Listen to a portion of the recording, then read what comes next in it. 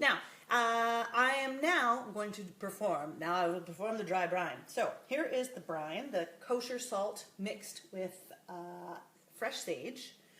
And now I'm going to make it snow. This is the Thomas Keller way of salting anything from high up. Thomas Keller, my other boyfriend. I have quite a few boyfriends. So Thomas Keller, a famous chef of the French Laundry, Bouchon, Per se, etc. I saw him speak in Toronto years and years ago, and it kind of changed the way I think about everything. I love him. But he said, you know, when you're salting, and for him salt is one of the most important ingredients, as it is for me. I told you we were meant to be together. So he talked about holding your hand quite high above the thing that you're salting so that the disbursement is a little more even. So he said make it snow, and that's always what I think about. Now, that said, I want to make sure, using my hand, that I get some salt on absolutely every surface of this bird, particularly, this is the Mike Summers trick, in the armpits. Because these, oh my gosh, these wings are going to be so good. So excited. I can't believe we have like 5 dinners still until, 3 dinners until Thanksgiving dinner. So right there in the armpit, you want all these wings to get beautifully crispy. Here's the leg. Don't forget the outside of the leg. Can everybody see what I'm doing here? Oh, hey, Andrea Bucket. Yay, thank you for sharing.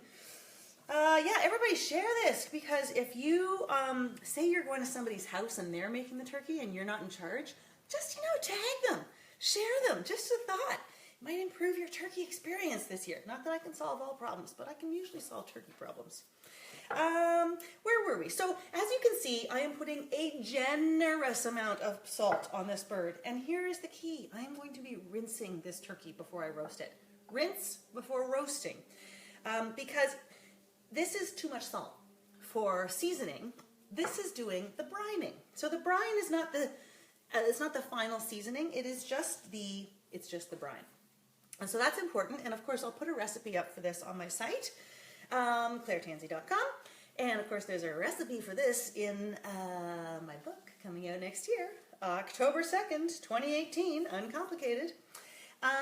Anyways, what I'm going to do is you need to rinse it off before you roast it, but then you don't have to season the turkey again. So enough salt will be absorbed that you don't need to season it again, but there will be still too much salt on the turkey so that you'll want to definitely rinse it off. Now, that is it. That is a half a cup of kosher salt and a couple of sage leaves from my garden. Now I'm going to rinse my hands. Hit me with your questions. We are getting there. It is 4:18. We have 2 more minutes to talk about dry brining turkeys. And of course, you can always find me here. I'll be here all weekend. I'm home this weekend. I love being home for Thanksgiving. My mother-in-law's here from England. My mom and dad are coming tomorrow. It's going to be fantastic. Hey, Carol. Hey, Sheila. Yay. Can't wait for the book. I know it's the year, though, right? Like, we got time. So here we go. I have dry brine my turkey. As a quick reminder, oh my goodness, I know I'm on low power mode. I know.